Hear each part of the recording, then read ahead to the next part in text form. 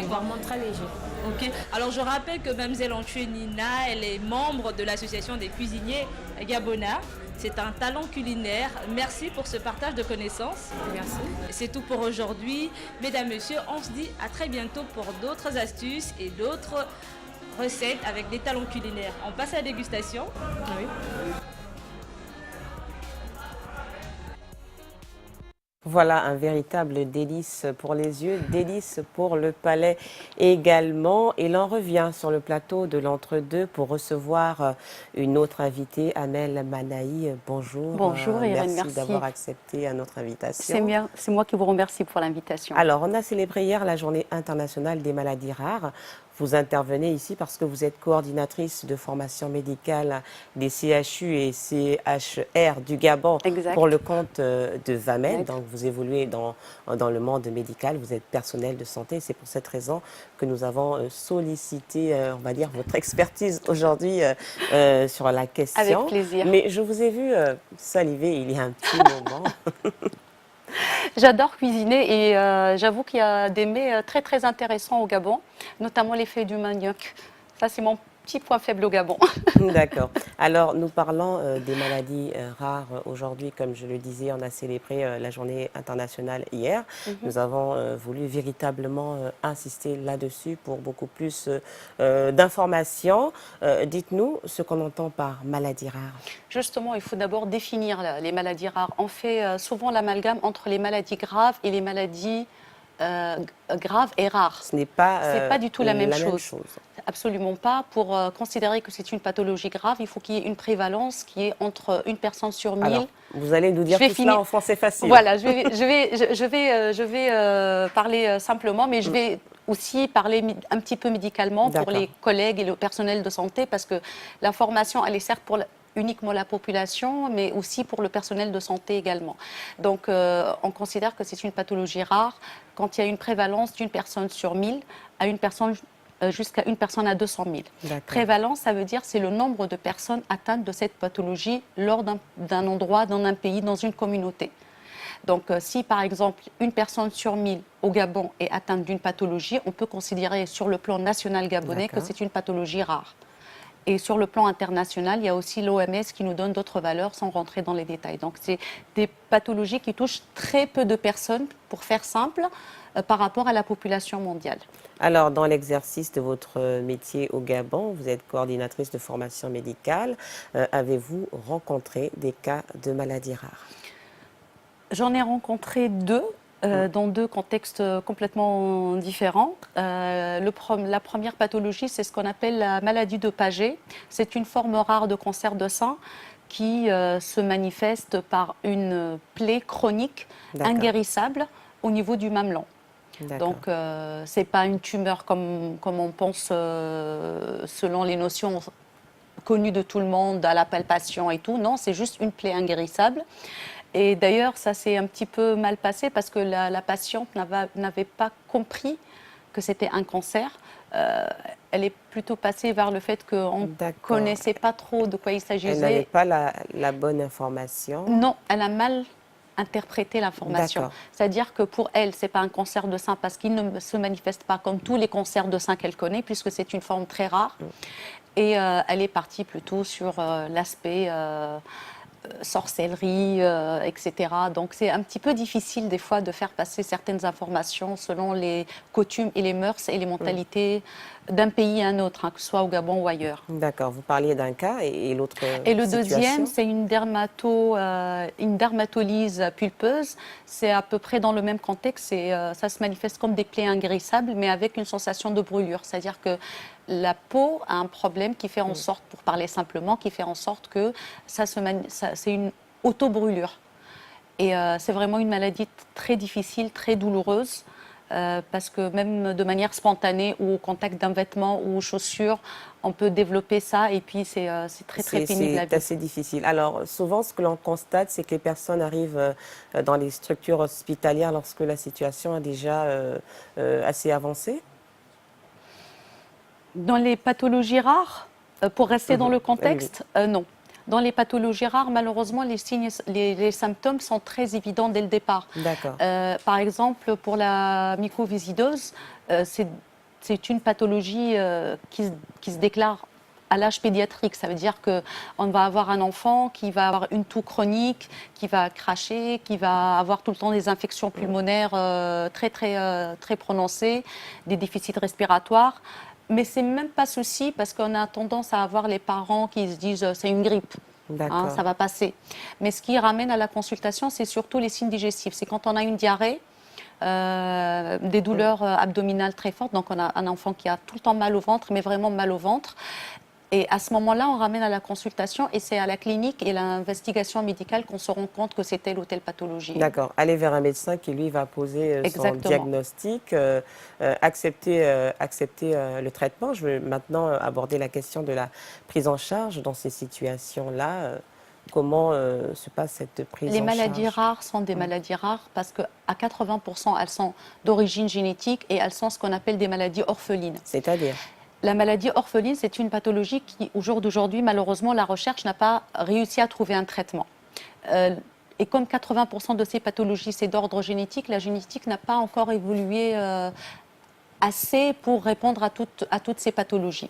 Donc, c'est des maladies. Attention, pathologie orpheline ne veut pas dire forcément pathologie rare. L'Alzheimer est une pathologie orpheline, c'est une pathologie où on n'a pas de traitement, mais ce n'est pas une pathologie rare. Mais pour revenir à un autre sujet, pour les pathologies rares, malheureusement, on va faire ce qu'on appelle en médecine les traitements symptomatiques, c'est-à-dire qu'on va aller vers les symptômes pour essayer de les soulager ou les diminuer. Pour rendre la maladie moins un peu pénible. plus supportable, oui. Généralement, donc, plus de 50% des pathologies rares, l'espérance de vie, elle est à peu près de 5 ans après le début de traitement. Donc, c'est des diagnostics assez lourds, malheureusement. Alors, donc, ce qu'il faut véritablement, c'est, dès les premiers signes, aller vers un médecin, savoir qu'il y a des moments où effectivement, par exemple, il faut être très attentif pour les enfants, il faut être attentif à tout ce qui est croissance et développement cognitive et sensorielle. Quand on a un enfant qui a un petit peu du mal à marcher, il ne faut pas se dire « Oh non, c'est pas grave, de toute façon, ses frères, il va marcher comme ses frères ». Ça, c'est très grave parce que le retard de parole, le retard de taille, le retard de croissance, le retard de poids peut être symptomatique de plusieurs pathologies. Je vais vous prendre l'exemple, par exemple, de l'anémie, une anémie rare, en fait, qui fait en sorte que la moelle épinière ne crée pas assez de globules rouges. Et malheureusement, on a des retards cognitifs au début, dès la naissance jusqu'à l'âge de 7 ans, mais qui généralement, dans les 2 tiers des cas, les parents ne se rendent pas compte. C'est à partir de l'âge d'à peu près 6-7 ans qu'on commence à avoir des formes sévères d'anémie traitées par des transfusions sanguines, mais qu'on aurait pu stopper si on avait consulté plus tôt. Voilà, donc il faut véritablement sensibiliser les personnes, aller vers un médecin au moindre signe, ne pas poser soi-même son diagnostic parce qu'on n'est pas médecin. Surtout pour les enfants, surtout pour la pédiatrie, c'est vraiment très très important. L'automédication en pédiatrie, elle est strictement interdite. J'ai 18 ans de carrière, je n'ose même pas donner un efferalgan à mes enfants sans demander l'avis d'un médecin. Donc, c'est véritablement un travail perpétuel à faire, continuel à faire en termes de formation, de sensibilisation. Et je salue d'ailleurs l'initiative. J'espère qu'il y en aura d'autres et dans d'autres émissions. C'est ce qu'on appelle des cours de santé publique. C'est-à-dire qu'il y a les cours que nous, on reçoit en faculté de médecine ou en faculté d'infirmerie. On a les formations professionnelles comme celles que je dispense. Mais il y a aussi ce qu'on appelle les cours de santé publique qui est de l'opinion publique. C'est-à-dire que la chaîne de télévision est censée faire des petits spots de santé pour le lavage des mains, pour éviter les gastro-entérites, pour le dépistage pour le cancer de col de l'utérus, qui est gratuit en plus au Gabon. C'est ça, en fait. Il faut sensibiliser. Et vous, dans l'exercice de votre métier, vous vous occupez de ce pan-là? Non, moi je m'adresse uniquement aux professionnels en fait. Je ne m'occupe pas des patients, je m'occupe aux professionnels, c'est-à-dire que je forme les infirmières. J'ai un collègue qui occupe le même poste que moi, qui forme aussi les médecins et les internes sur les b.a.-ba de la médecine et revenir un peu sur la formation continue pour être à jour. La médecine évolue, il faut être à jour, il faut rester... voilà. pour rester à jour. On va véritablement faire un résumé de ce que vous avez dit, hein, s'agissant de ces maladies rares. À quel moment doit-on s'inquiéter et qu'est-ce qu'il convient de faire? Pour faire simple, quand on est face à une maladie rare, on n'a pas le temps de s'inquiéter en fait. C'est-à-dire que les symptômes sont tellement graves. On est pris de court. Voilà. Ils sont tellement graves que le premier réflexe serait d'emmener la personne à l'hôpital. Le plus dur, c'est d'encaisser le diagnostic, c'est d'encaisser psychologiquement le fait qu'on a un parent ou un enfant qui est atteint d'une maladie rare et qu'il n'y a pas de traitement. Et que c'est ça le plus dur en fait. Le déni en fait. Oui. Le plus dur, c'est ça, parce que ce sont malheureusement des pathologies incurables, donc il n'y a pas d'espoir de guérison possible. C'est ou supporter les 5, 6 ans, 10 ans selon les pathologies, à voir son enfant souffrir ou son parent ou son mari ou la personne qu'on a à côté. Et soi-même aussi accepter, parce que quand on est en pleine activité et qu'on reçoit un diagnostic comme celui-ci, ça chamboule une vie. C'est le plus dur en fait. Mais pour aller consulter, ça se présente tout seul parce que les symptômes sont tellement graves qu'on n'a pas d'autre choix que d'aller consulter. On ne peut pas gérer ça soi-même. D'accord, on ne peut pas gérer soi-même. On a le médecin qui va poser son diagnostic. Vous parlez de traitement symptomatique, ce sera fait. Mais est-ce qu'il y a un volet psychologique absolument. De cette prise en charge? Dans tous les CHU et CHR, il y a une cellule psychologique qui est là pour tout le monde. Ce n'est pas uniquement pour les pathologies graves. C'est pour toutes les pathologies, pour toutes les personnes qui ont des soucis psychologiques suite à une pathologie quelconque. Il y a toujours un service de psychologie qui est à l'hôpital. Alors, merci de nous avoir donné toutes ces informations. Je vais vous garder encore un tout petit peu pour vous faire réagir par rapport au thème du jour. Selon vous, je me suis habillée en rouge sans savoir que c'était le thème. Alors, les critères, s'agissant du choix du conjoint. Je ne vais pas parler d'Alvag, je vais parler pour moi-même, ça serait plus simple. Pour moi, le plus important, c'est de partager les mêmes valeurs. Le physique, ça change avec les années. Les points de vue, on peut les changer avec le temps. On vieillit, on s'aventure, on peut s'enrichir, s'appauvrir, tout ça est facultatif. Mais quand on a les mêmes valeurs et qu'on partage les mêmes valeurs, ça, c'est indéniable. Bien entendu, associé à l'amour, on part du principe qu'on s'aime.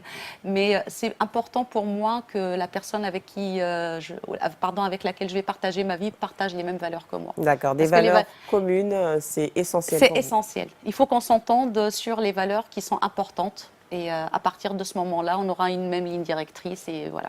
Alors, nous allons prendre cet avis de Stéphane Dan qui dit que pour circonscrire son analyse au choix de la conjointe avec qui il va aboutir au mariage en lieu et place de simples amourettes, les critères pour lui, qui a une culture bantoue et de confession catholique, il les décline. Le respect de la femme ici assimilée à de la soumission.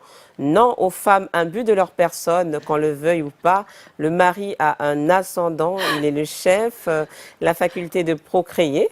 Pour lui, c'est important pour une femme, car sans enfant, le couple vacillera. La crainte de Dieu, la capacité de tenir le foyer, la cuisine, le ménage, l'éducation des enfants et un apport financier ou en idée. Voilà ce qui, selon lui, peut permettre de bâtir un mariage stable. Vous étiez... quelle est la contribution de ce cher monsieur après tout ce qu'il a demandé, vous avez réagi, tout ce qu'il a demandé à la femme qui partagerait son avis, mais il n'a pas du tout parlé de sa contribution à lui.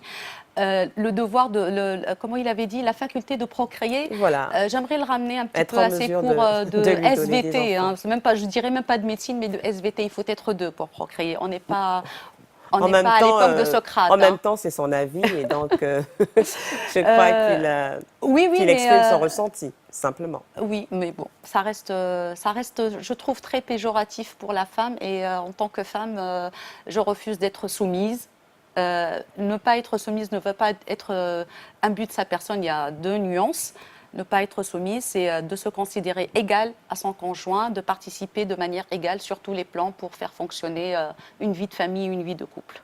Alors, ici, nous avons Amour Désiré depuis Akanda qui dit que les critères pour cela sont personnels, car chacun de nous sait ce qu'il recherche chez un homme ou chez une femme. Voilà ce qui est plus à sage. chacun ses préférences. Alors, Amel Manaï, nous allons vous laisser partir. Je veux juste rajouter un petit mot, si vous permettez. Je vais abuser de votre temps.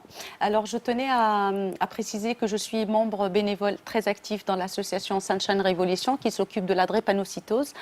En premier lieu, plus d'autres volets. Et justement, la drépanocytose est considérée comme une pathologie rare, puisqu'on parle de pathologie rare. Donc, tous les dons et toutes les contributions sont les bienvenues pour nous aider dans ce sens-là. Par rapport à l'association de Sunshine Revolution, vous trouverez facilement sur Internet tous les coordonnées. Peut-être un numéro de téléphone tout de même. Je ne l'ai pas en tête malheureusement, puisque c'est Tatiana Rawiri-Cousin qui répond au téléphone. Chacune de nous contribue. Moi, c'est dans la partie purement médicale et elle dans la partie commerciale. Mais facilement en tapant Sunshine sur Facebook, vous aurez toutes les informations et toutes les bonnes volontés sont les bienvenues pour nous aider. Alors, Amel Manaï, merci d'avoir été avec nous. Tout le plaisir était pour moi. On va vous raccompagner avec le geste quotidien.